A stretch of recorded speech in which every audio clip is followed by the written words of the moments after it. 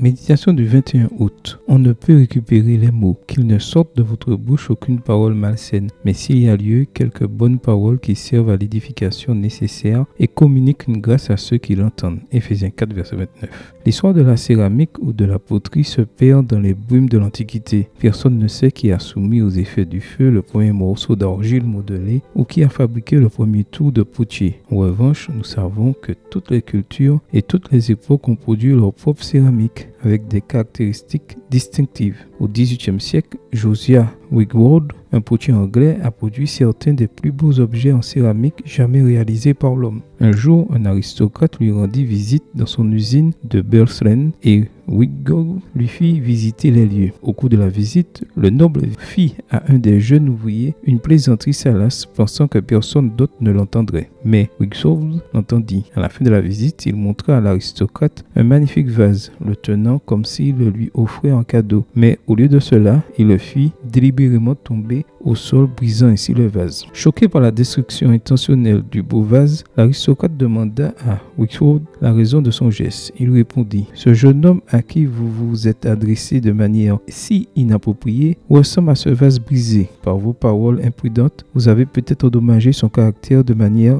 irréparable. » Tout comme Wigward prenait soin de ses vases en céramique, nous devons prendre soin de nos frères et sœurs par nos paroles. Nous ne voulons pas être comme celui qui casse un vase et le regrette ensuite, mais comme celui qui le façonne avec amour et l'embellit. Les paroles que tu prononces peuvent rester longtemps dans les mémoires. Dieu en garde une trace fidèle. Jésus l'a exprimé ainsi: « Je vous le dis, au jour du jugement, les hommes rendront compte de toute parole vaine qu'ils auront proférée. » Matthieu 12, verset 36. Que le Seigneur t'aide à utiliser tes paroles pour sa gloire et pour le bien des autres. Puisses-tu, par ta façon de parler et de vivre, être un exemple pour les autres, aujourd'hui et toujours. Amen. Bonne journée à toi et que le Seigneur te bénisse.